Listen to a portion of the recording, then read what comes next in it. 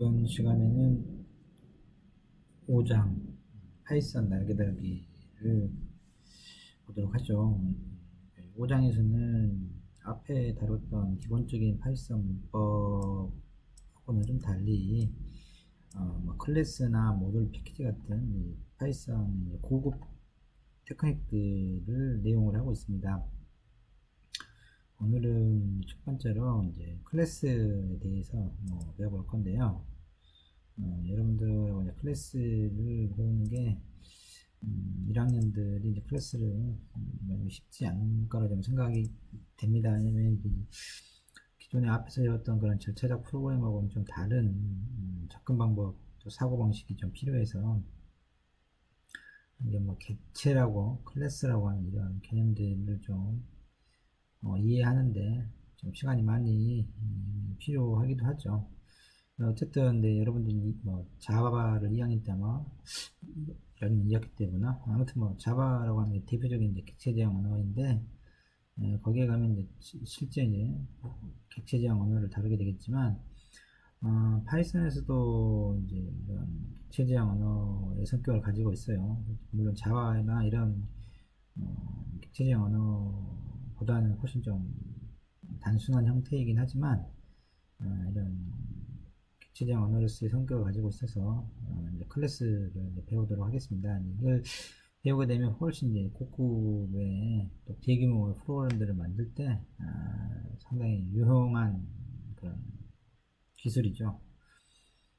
그래서 이제 여러분들이 좀 이해하는데 약간 어려움이 있을지 모르겠지만 책에서 다룬 내용들은 상당히 단순화해서 쉬우면서도 핵심적인 부분들만 다루고 있기 때문에 꾸준히 여러 번 따라 해보면서 조금씩 이제 클래스 객체지향 프로그램에 익숙해지면 나중에 자바 같은 언어를 배울 때도 훨씬 편하게 자바 같은 것을 이해할 수 있지 않을까 싶기도 합니다. 파이썬에 한다고 해서 클래스 객체지향 언어로서의 성능이 자바보다 많이 떨어지냐 그렇지 않습니다. 어쨌든 오늘은 클래스에 관해서 첫 번째 공부를 해보도록 하죠.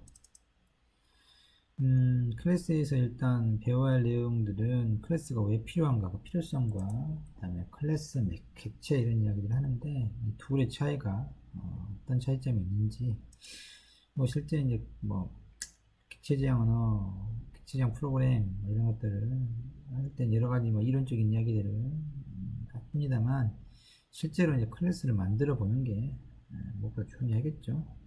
그래서 그때 책에 이제 사칙연산 계산기를 어떻게 객체지향 언어로 만들 건지 그 하나의 이그젠플로 나와 있습니다. 만들어 보면 이제 좀 더 객체지향 프로그램이 어떤 건지 맛을 볼 수 있으니까 좀 더 이해하기 더 낫겠죠. 그 다음에 이제 생성자니, 클래스 상속이니, 메서드 오버라이딩이니, 클래스 변수니 하는 것들은 이제 객체지향 언어 사용할 때 좀 더 이제 고급 기능들이죠. 사실 이제 객체지향 언어 프로그램을 하는 이유 중에 하나가 이제 클래스 상속이라고 하는 이런 방법을 사용함으로써 훨씬 이제 프로그램 확장성을 높일 수 있느니 그런 방법들인데 지금은 감이 별로 안 오겠죠. 하나씩 해보도록 합시다.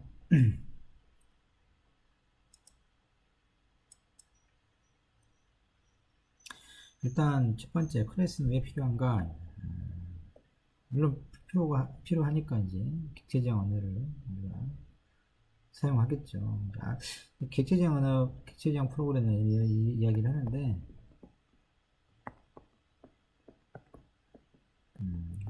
앞에서 우리가 문법적으로 이제 쭉 이렇게 절차적으로 코드를 써가는 배웠지. 폼을 쓰고 if를 쓰고 이렇게 쭉 진행되어 나가는 그런 식의 프로그램들, 구조적 프로그램, 절차적 프로그램 이런 식으로 이야기합니다. 거기에 비해서 이제 클래스를 이용하는 이런 프로그램들이 객체 지향 언어다 이렇게 하죠. 그래서 클래스를 설계도로 해가지고 생성되는 인스턴스 뭐 객체라고 하는 것들, 객체를 이용해서 얘들끼리 뭐 인터랙티브하게 프로그램 뭐 해나가는 형태가 뭐 객체 지향 언어라 이렇게 뭐 이야기를 하는데, 어쨌든 뭐 이런 것이 가지고 있는 장점이 있어서 이런 객체지향 언어가 만들어졌고 객체지향 프로그램을 하게 되고, 또 그 객체지향이라고 하는 게 이제 결국 클래스를 이용한다는 거죠. 보면 말을 이제 어렵게 좀 내가 했는데 쉽게 이야기하면 이제 필요성이라고 하는 게 보면은 구조적 프로그램, 절차적 프로그램들이 가지고 있는 반복성에 대한 어떤 제약점들이 있기 때문에 그러한 것들을 좀 클래스를 이용하게 되면 훨씬 쉽다. 그런 문제 좀 쉽게 해결할 수 있다라고 하는 건데, 예를 들면 이런 겁니다. 코드 하나가 있는데, 이건 이제 계산기를 이제 앞에 뭐 계산기 그림도 있었잖아요. 그 계산기를 이제 생각해 봅시다. 계산기 같은 경우는 누적해서 누적 연산이 가능하잖아요. 무슨 의미냐? 그러면 우리가 3을 넣고 3을 버튼을 누르고 더하기 버튼을 누르고 또 숫자를 넣고 엔터를 치면 어떻게 돼요? 7이 되죠. 7이라는 숫자가 나오면 거기에다가 또 누적해서 더할 수 있죠. 여기다가 더하기 또 플러스 버튼을 눌러주고 5를 하게 되면 12가 되고, 거기다 또 플러스 버튼을 누르고 또 3 버튼을 누르면 15가 되고, 이런 식으로 덧셈들을 이제 누적해서 할 수 있는 기능이 계산기에 있죠. 그걸 이제 구현해 본 겁니다. 그래서 함수를 하나 만들었죠. 그 계산기 구조 기능, 덧셈 기능을 하는 방법은 뭐 이제 여러분들 앞에서 함수 부분에서 공부를 했으면 충분히 다 이해할 수 있는 정도의 코드인데, 우선 누적을 해야 되니까 함수 바깥에 범위를 갖는 변수를 하나 이제 해놔야 되죠. 그게 이제 결과를 담아놓은, 덧셈할 때 누적되는 그 결과치를 담아놓은 변수를 하나 만들어놔야 돼요. 그렇게 해야 이제 되게 지역 변수는 함수가 호출된 이후에 사라져 버리잖아요. 사라져 버리니까 이 함수가 호출된 후라도 지속적으로 뭔가 결과를 담고 있으려고 그러면 함수 바깥에 변수 하나 있어야 되고, 그걸 사용하려고 그러면 함수 내에서 글로벌이라고 하는 키워드를 이용해 가지고 그 리절트라고 하는 게 지역에 함수 내에만 존재하는 로컬 변수가 아니고 바깥에 있는 전역 범위를 갖는 글로벌 변수를 사용하겠다는 거죠. 즉, 이 리절트가 이거다라고 하는 거예요. 이거다. 를 지정해 주는 거죠. 이렇게 하면 이제 이 리절트는 요거예요. 그래서 이제 거기에다가 얘들하고 하는 함수를 호출하게 하면서 인자로 놈에다가 뭔가 값을 주겠죠. 그러면 요게 이제 실질적으로 하는 누적 연산인 거죠. 다시 한번 이야기하면 result 플러스 equal num이라고 하는 것은 무슨 의미예요? result는 result 플러스 num, 이거 똑같다 했죠. 즉 현재 result 값하고 num 값을 더해서 그 놈을 다시 result에게 넘겨준다, 그겁니다 그랬죠. 해보면 예를 들면 이제 초기에 이제 result 값은 0으로 지금 되어 있죠. 그래서 result라고 하는 게 0을 가리키고 있어요. 그 다음에 이걸 이제 실행했다 봅시다. add 3 하게 되면 어떻게 되죠? num이 이제 넘어오죠. num으로 이제 num이 3을 가리키고 있겠죠. 그 다음에 이제 이걸 이제 실행했죠. result는 result 플러스 num이라고 하니까 먼저 오른쪽 극편이 result 플러스 num을 먼저 실행할 거 아니에요. 그래서 현재 result는 0이죠. 거기다가 num 값 3이니까 3, 결과가 3이 되죠. 이 3을 이제 result가 가리켜야 되는 거예요. 그래서 기존에 0을 가리키고 있던 result가 0을 이제 가리키는 게 아니고 새로 3을이 가르쳐야 되는 거죠. 그래서 한번에 이 부분 좀 더 다시 써보면 여기다가 3을 쓰고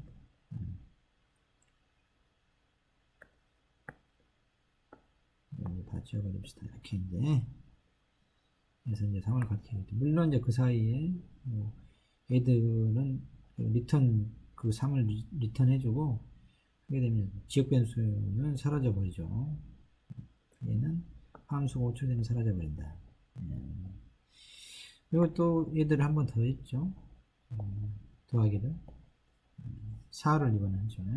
그럼 마찬가지로 이제 넘이 생기면서 걔가 4를 가리키고 있고, 그 다음에 리절트, 현재 리절트 3 값에다가 넘 4를 더하면 7이 되겠죠. 그 넘을 다시 리절트 해주니까 다시 리절트 이번에는 3을 안 가리키고 이 새로운 값을 7을 이제 가리키게 되는 거죠. 이런 식으로 해서 이제 계속해서 리절트라고 하는 애가 그 결과값들을 이제 누적해 나가는 거죠. 또 뭐 5를 다시 또 넣으면 7에다가 또 5를 더할 거고, 그래서 나온 12를 다시 리절트가 이제 가르치게 되고, 이런 식의 이제 코드가 구성되어 있어요. 이게 이제 좀 유상을 하는 함수를 이용해서 프로그래밍을 한 거죠. 이제 이걸 설명하려고 하는 건 아니고, 이제 계산기가 이제 두 개가 필요하다고 생각하고 봅시다. 각각의 결과를 담아놓을. 그러면 이제 두 개를 만들어야 되죠. 이렇게. 얘도 1, 얘도 2 이렇게 해가지고. 그리고 내부는 사실 똑같은데 그 결과를 담아놓은 글로벌 변수가 달라야죠. 왜냐면 1번은 얘들 1은 얘를 이용해서 거기다만 누적해야 될 거고, 얘들 1안에는 이제 2에다가 여기에다가 계속해서 누적해서 결과를 담아놔야 계산기 두 개의 효과에 서로 별개의 계산기로서의 역할을 할 수 있을 거잖아요. 그래서 이제 얘들 1을 호출하게 되면 얘는 7을 가리키고 있을 거고, 얘들 2를 호출하게 되면 리절트 2는 10을 이제 가리키게 돼서 결국 계산기 두 개를 이제 효과를 하죠. 근데 이제 생각해보면 동일한 건데 함수를 두 개 만들어야 된다. 공간도 두 개를 만들어야 된다. 코드 쓸 때 길어지고, 그렇죠. 만약 두 개 정도면 상관이 없지만 동일한 기능을 하는 코드를 지금 서로 달라야 되는데 100개가 있다가 어떻게 100개를 만들어야 되잖아요. 이러면 이제 이걸 계속 카피 앤 페이스트를 계속 해야 되고, 이것도 100개를 만들어야 되는 그런 불편함들이 생기게 되는 거죠. 근데 이제 클래스를 가지고 접근하면 그 문제를 해결할 수 있다는 게 이제 클래스의 필요성이라고 하는 겁니다. 책에 이제 뭐 바로 단도직입적으로 클래스를 하나 해놓고 하는데, 뭐 지금 당장 이해할 건 아니지만 설명을 해드릴게요.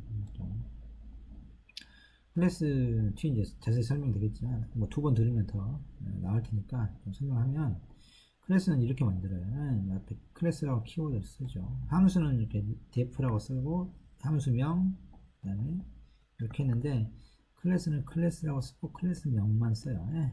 그리고 콜론 이렇게. 물론 나중에 이제 이름 이런 게 이제 붙을 걸 보기도 할 텐데, 그건 이제 상속할 때 이제 이야기하는 거고, 그냥 단독인 클래스를 선언할 때는 클래스라고 키워드에 클래스, 이건 이제 우리 마음대로 쓰는 거죠.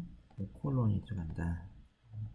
근데 하나 또 염두에 둬야 될 것은, 클래스 이름은 첫 글자를 대문자로 쓰는 게 관행이다. 대문자로 쓰는 게. 대신 함수는 이렇게 소문자를 첫 글자로 쓰죠. 그래서 이제 둘을 이름만 보고 구별할 수 있도록 하자는 거예요. 나중에 사용하는 게 보면 비트도 보이지만, 뭐 클래스를 이용해서 객체를 형성할 때 함수하고 똑같잖아요.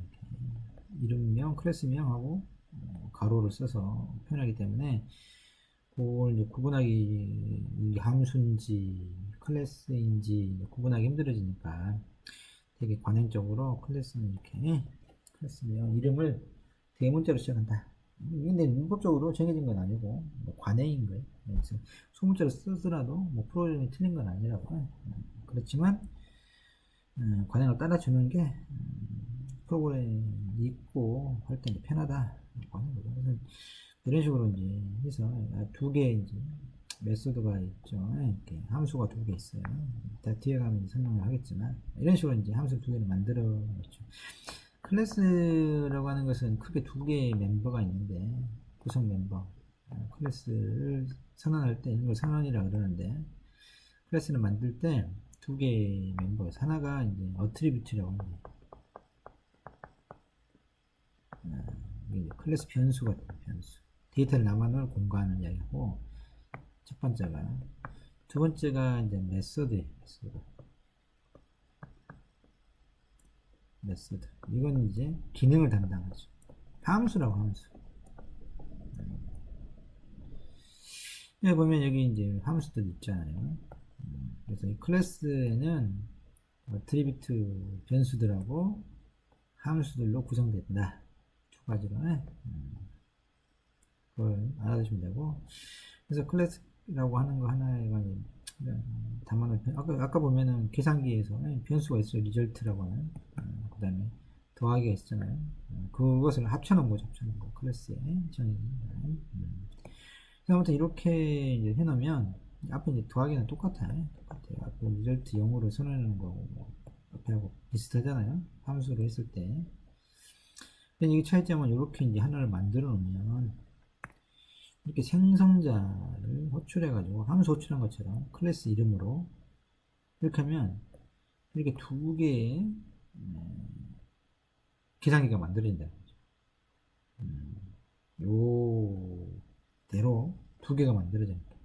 실제 우리 눈에는 안 보이지만 코드가 메모리에가 생성이 되는데 실행할 때 캘큘레이터가 이렇게 함수를 호출하게 되면 함수가 아니라 그 클래스의 생성자를 호출하게 되면 메모리 안에가 이렇게 캘큘레이터 요 기능 여기 있는 리절트라는 변수나 함수에 애드라고 하는 이런 거나 이런 것들이 이제 들어가 있고 그러면서 그것을 캘1이 이제 이렇게 가리키고 있죠. 그래서 이 캘1을 통해 가지고 여기 있는 리절트나 함수들을 호출할 수 있는 거라고. 그 다음에 또 캘큘레이터라고 하는 걸 생성자를 이용해 또 이렇게 호출하게 되면 이번에는 또 이제 요거 별개로 동일한 내용의 코드 부분이 메모리 안에가 생성된다고. 거기에도 마찬가지로 이렇게 리절트가 있을 거고 애드라고 하는 함수가 이렇게 있다고. 이것은 캘2 이름으로 변수 이름으로 접근하고 이 두 개는 사실상 보면 캘큘레이터라고 하는 동일한 청사진을 설계도를 가지고 만들어진 거지만 이 둘은 전혀 메모리 공간에서는 별개인 거예요. 그래서 이제 그걸 사용하면 됩니다. 사용하는 방법은 이렇게 하는 거예요. 변수명이 클래스의 객체죠, 객체. 이렇게 만드는 걸 클래스라고 하고 클래스로부터 인스턴스 생성해 놓은 것을 생성자에 의해서 이걸 객체라고 하는 거예요. 이것들은 객체. 사실 이건 객체를 가리킨 거지만 이거는 객체라고 부른다고. 인스턴스라고도 부르고. 그래서 이제 접근하는 것은 요 cal1의 애들을 실행하려고 그러면 cal1.으로 해서 그 함수를 치는 거죠. 동일한 게 성사하게 되면 요 리절트가 7을 가리키겠죠. 그 다음에 cal2에 add cal2에 add 7 하게 되면 요 얘가 이제 연산을 add 연산을 실행해 가지고 10을 리절트가 가리키고 있을 거라고.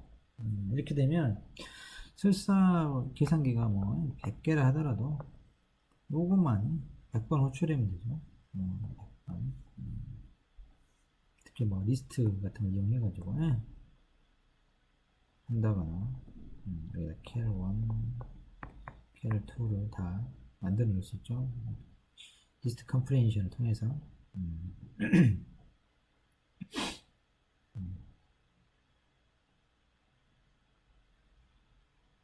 아무튼 뭐 이런 식으로 사용하게 됨으로써 이제 골자는 훨씬 간단하게 프로그램을 이제 간단하게 중복성을 좀 피하면서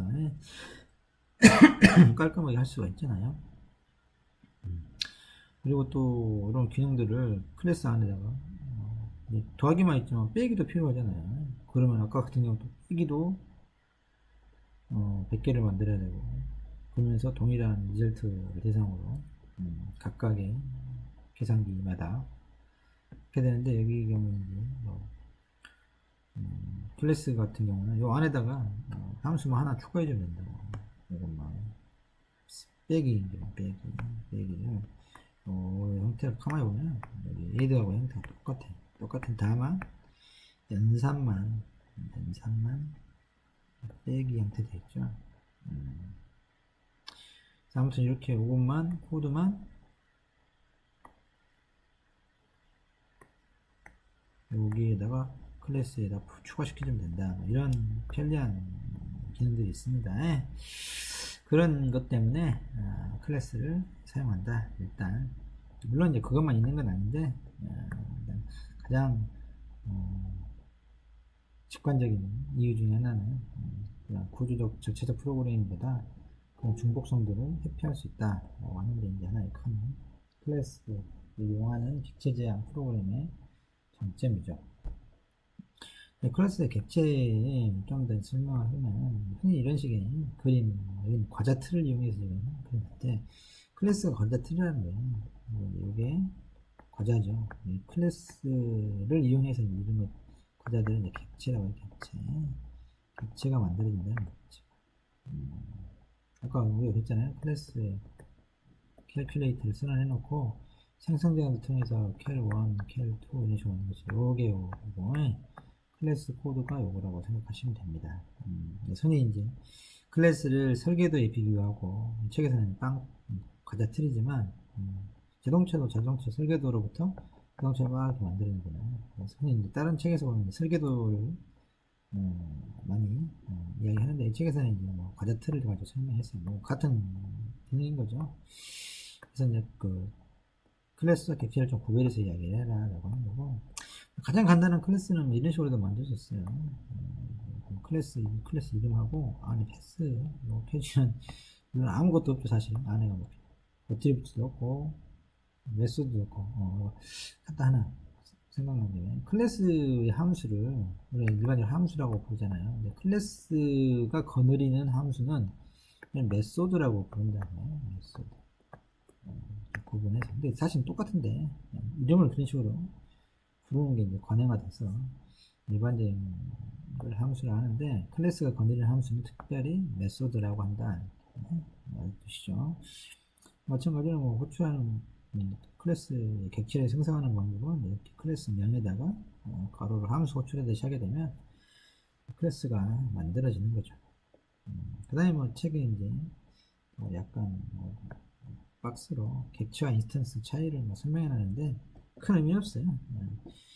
관행적으로 책 여기서는 약간 구별해 쓰자라고 하는 건데, 그냥 객체나 인스턴스나 똑같은 말이라고 저는 그냥 무시하고 객체로도 썼다가 인스턴스로 썼다고 하니까 시험에 내고 이게 정답이라고 할 수 없는 이야기라고. 어쨌든 이게 틀린 말은 아니야. 원래 이게 정확한 말이긴 한데, 현장에서 쓰이는 말은 객체든 인스턴스든 거의 같이 섞어서 씁니다. 일단 여기까지 하고 다음 동영상에서 사칙 현상 클래스를 한번 직접 만들어 보도록 하죠. 여기는 특별하게 실습을 할 내용은 없을 것 같고, 이걸 굳이 쳐봐야 될 이유는 없을 것 같아요. 어차피 뒤에 가서 이제 캘큘레이터 실제로 사칙 현상 이걸 만들 거니까